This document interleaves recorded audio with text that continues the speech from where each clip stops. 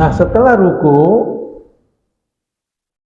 tumarfa, kemudian mengangkat badannya atau kepalanya, hatta tak tadilako iman, sehingga tegak berdirinya. Ya, kalau bangun dari ruku itu harus dipastikan badan kita ini lurus. Kalau badan kita masih doyong udah sujud, nggak sah sholat.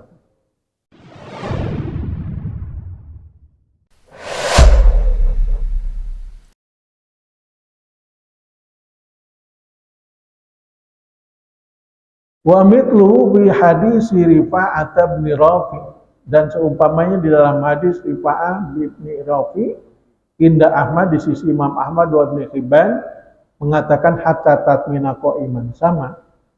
Jadi iktidal itu harus menggunakan thama'ninah.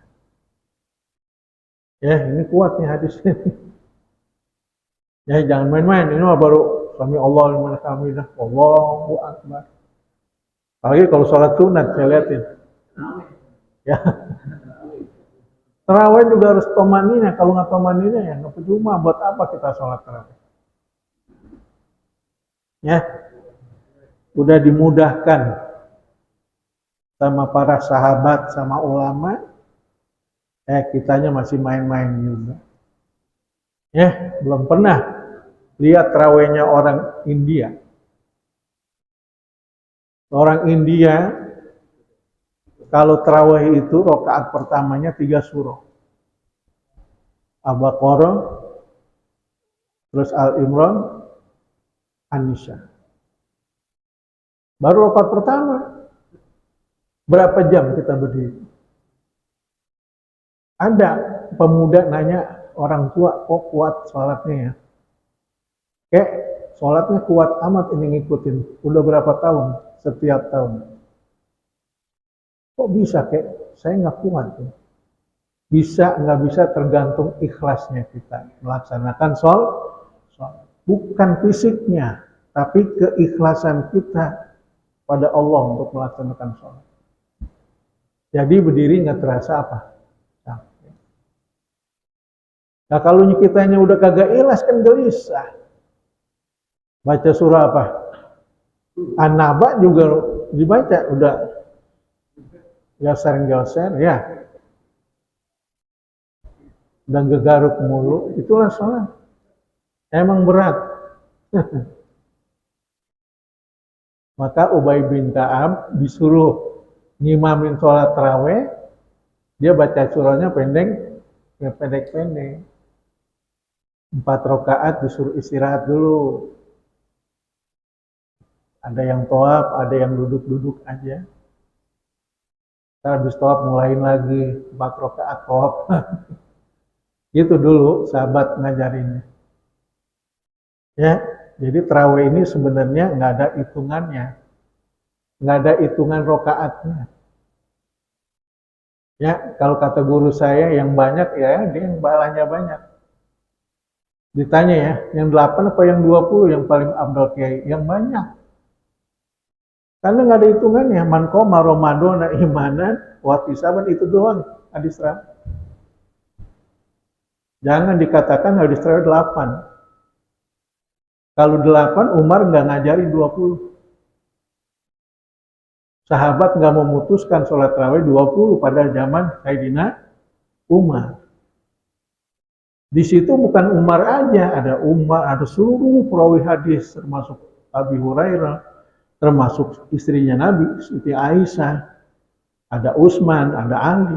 Cuman Abu Bakar udah nggak ada. Kata Umar, cobalah bagaimana nih tarawih yang bisa dicontoh umat belakangan. Soalnya di sono ada yang dari habis Isya sampai subuh, di pojok sono ada yang 8, ada yang 10, ada yang 20. Coba Ubay ente dah imam dah. Belum ditentuin tuh Ubay suruh imam. Dia imam sholat berapa? 20, tapi surahnya sederhana, surahnya pendek. Nah, kata Umar ini nih, ini yang bisa dicontoh nanti umat ke belakangnya. karena nggak terlalu lama. Kenapa Nabi nggak mau dilihat sholat tarawihnya? Ya, takut dicontoh umatnya nggak bakal kuat ngikutin saya. Ya, dia kan Nabi, dijamin kekuatannya. Lah kalau umatnya kan tidak. Nah nanti lama-lama bosan dia kalau pemainnya Nabi sholat terang-terangan di depan umatnya itu tarawih berapa rakaat. Jadi Aisyah itu memang Nabi kalau habis pernah sholat di depan di masjid, pulang lanjutin sampai menjelang sahur. Kadang-kadang dia sholat 8 rakaat dia masuk, pertama 20 dia masuk, 8 rakaat dia masuk, gitu. Jadi mana yang ngelihat nih? Sahabat yang ngelihat 20, yang 8, yang 4 rakaat masuk. Tapi Nabi ngelanjutin sampai menjelang sahur. Karena Ramadan itu apa? Memperbanyak ibadah. Gitu, kita nggak usah perhitungan sholat. Ya, jadi udah digariskan sama para sahabat, tarawih itu 20, jangan ribut, udah. Nggak percaya sama para sahabat. Karena sahabatnya yang diamankan oleh Rasulullah, terutama khulafaur rasyidin. Wajib kita ngikutin dia. Ya, karena masalah agama setelah Rasulullah tidak ada, kata Rasulullah nanti ya tanya aja sama Abu Bakar. Kalau Abu Bakar nggak ada, tanya sama siapa? Umar bin Khattab. Umar bin Khattab tanya sama Utsman bin Affan. Utsman bin Affan nggak ada, tanya sama Ali bin Abi Thalib. Selesai. Setelah itu apa? Tanya kepada ulama, al-ulama warasatul anbiya. Udah selesai. Jangan ribut-ribut. Ya mau 8 silakan, mau 2 rakaat juga silakan. Sholat tarawih mah nggak ada urusan. Yang penting apa? Imanan wa hisaban. Kan hadisnya gitu. Imanan wa hisaban. Di situ nggak ada jumlah rakaat. Ya, jangan ikut-ikutan. Asal 8 bubar, asal 8 bubar. Mau kemana? Sayang bulan Ramadan ditinggal begitu aja. Kalau perlu habis 20 kita lanjutin lagi. Sampai menjelang subuh. Kalau kita kuat. Ya, kalau kita terawih aja, bukan terawih. Iya, terawih aja. Capek istirahat. Ya, tapi nggak dipaksakan seperti itu. Kita laksanakan 20 rakaat berjamaah juga udah selesai. Ya, nanti ditambah dengan qiyamul lail. Ditambahkan dengan sholat hajat, ditambahkan dengan sholat tasbih dan sebagainya.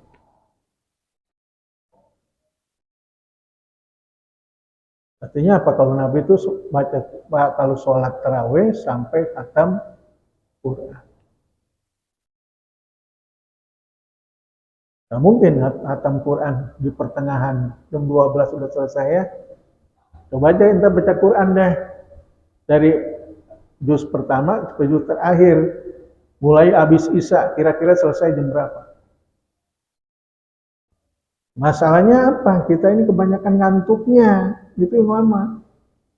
Toto tidur. Ya, baru 2 ayat tidur lagi. Karena nggak kuat kita itu. Bahkan kalau Imam Syafi'i setiap Ramadan sehari 2 kali khatam.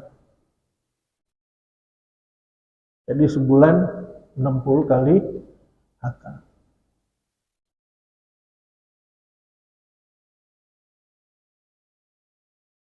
Lanjutnya Wali Ahmad, dan bagi Imam Ahmad nih hadis diriwayatan di hadis Imam Ahmad dikatakan fa'akim sulbaka hatta tarji'a izam. Ini masih apa nih? Iktidal ya. Jadi dalam hadis Imam Ahmad dikatakan maka luruskan sulbak, tulang punggung kamu lurusin. Tulang punggung kamu lurusin. Jadi disuruh sampai lurus hatta tarji'al izam, sehingga kembali tulangnya semula. Itu lurus. Ya, ini itidal nih, bangun dari ruku. Nggak boleh baru bangun baru langsung sujud.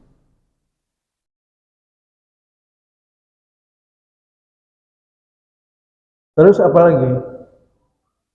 Walin Nasa'i, dan bagi Imam Nasa'i wa Abi Dawud dan Abi Daud min hadis Rifa'ah bin Rafi, dari hadis Rifa'ah bin Rafi dikatakan innaha lan tatimma sholatu ahadikum hatta yusbigal wudu kama amarahullahu ta'ala.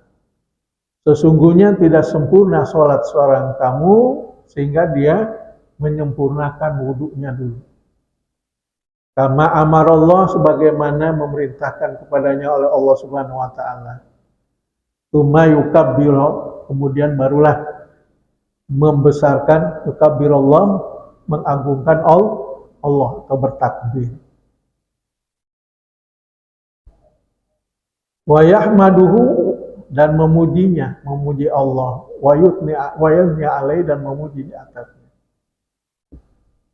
Wa fiha, dan hadis ini dari Imam Nasa'i dan Abi Daud masih, fa in kana ma'aka Qur'anun faqra wa faqra, maka jika ada bersertamu ada yang hafal Al-Qur'an, maka bacalah di dalam sholat. Terserah mau baca surah apa yang kamu hafal setelah surah Fatihah. Atau kalau nggak bisa Fatihah, kamu apain surah apa? Kulhu doang, ya kulhu aja. Sekalipun Fatihah ini adalah rukun, nah orang nggak bisa, cuma bisanya itu doang. Dia hafalin Fatihah, nggak hafal-hafal. Tapi jangan menyerah begitu saja, harus berusaha untuk menghafal Al-Fatihah, karena Al-Fatihah ini merupakan rukun. Itu bagi yang baru belajar sholat. Kalau Quran nggak hafal, Fatihah nggak hafal, apalagi yang mau dibaca? Ya tadi apa? Takbir, tahmid, tahlil. Masa iya baca Alhamdulillah nggak bisa, Allahu Akbar nggak bisa, nggak hafal, kan kebangetan. Jadi fa in kana ma'aka Qur'anu faqra, maka jika ada berserta kamu Al-Qur'an, maka bacalah. Wa illa, dan jika tidak hafal juga tuh Qur'an, fahmadillah, maka pujilah Allah. Alhamdulillah. Wa kabbarahu, dan bertakbirlah. Allahu Akbar. Terus apa lagi? Wahalilahu, atau bertahlil. La ilaha illallah. Kalau memang Quran nggak hafal, Fatihah nggak hafal, udah itu aja bacanya, sholat udah. Nah, kalau memang benar-benar nggak bisa, atau dia memang baru kenal sholatnya setelah tua, tapi sambil menghafal, berusaha supaya dihafalin mana yang rukunnya, mana yang sunahnya.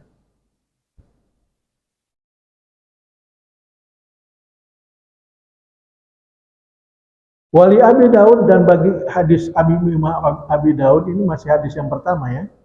Dan bagi riwayat Abi Daud mengatakan tumakro bi umil kitab. Kemudian bacalah setelah takbir, baca Fatihah. Umil kitab ini apa yang maksud? Fatihah. Wa bima Allah, dan dengan apa yang menghendaki oleh Allah. Kalau Fatihah nggak bisa juga, ya apa aja yang dia hafal. Wal Ibnu Hibban tuma bimasyita, kalau Ibnu Hibban ya apa yang dia mau kendaki. Yang orang udah nggak hafal Fatihah, nggak hafal surah, ya apa aja deh. Yang tadi lah, baca Alhamdulillah, Allahu Akbar atau la ilaha illallah, itu aja sholatnya. Ya tapi harus betul-betul, jangan mentang-mentang dibolehin itu terus menerus sampai tua terus sholat begitu aja, kan nggak mungkin. Harus belajar. Ya kalau udah belajar nggak apa juga, mau udah ada yang bernasib itu. Emang udah bagiannya seperti itu. Ya, selesai untuk hadis yang pertama. Hadis yang kedua, wa an Abi Humaid bin As-Sa'idi, hadis dari Humaid bin Sa'id. Jadi Humaid ini adalah sahabat Ansor, sahabat Nabi dari Ansor, ya, yang mati syahid di waktu perang Badar. Apakah qala, bersabda Nabi sallallahu berkata Abi Humaid, apa kata Abi Humaid? Ra'aitu Rasulullah sallallahu alaihi wasallam, aku melihat Rasulullah alaihi wasallam idza kabbara ja'ala yadayhi hadwa mankibai. Apabila dia takbir melaksanakan sholat, dia angkat kedua tangannya hadwa mankibai, setinggi pundak bahu. Jadi kalau orang takbir Allahu Akbar, ada yang begini kan? Ini bukan setinggi bahu, ini sejajar, bukan sejajar dengan bahu, tapi sejajar dengan dada. Yang betul apa? Nah, ini kita sama ratanya dengan apa? Bahu kita, pundak kita. Jadi Allah, ya, ini jempolnya di bawah telinga. Allahu Akbar. Jadi ini kita sejajar dengan ini. Tingginya sama. Itu yang dilihat oleh Abi Humaid As-Sa'idi ketika Nabi takbir. Wa idza raka'a amkana yadayhi min rukbatayhi, dan apabila dia ruku, dia tekan kedua tangannya di kedua lututnya. Dia tekan, terus apa lagi? Tsumma hasara zahrahu, kemudian dia ratakan punggungnya. Dia tekan di apa? Di dengkulnya dia ratakan. Kalau saya udah nggak bisa lurus dengkul saya. Kalau saya paksain lurus, bunyi dia protok. Ntar kagak bisa balik lagi sakit. Nah, kalau yang masih sempurna harus lurus. Tekan dengkulnya, luruskan punggungnya, dan kepalanya jangan nunduk, rata. Kepala, punggung rata. Fa'idha sajada wa do'a yadahi ghayra muftarisin wala qabidihima. Dan apabila Rasulullah sujud, maka dia letakkan kedua tangannya, jari tangannya ke tempat sujud, ghayra muftarisin wala qabidihima, tanpa membenggang sikutnya. Ya biasa aja.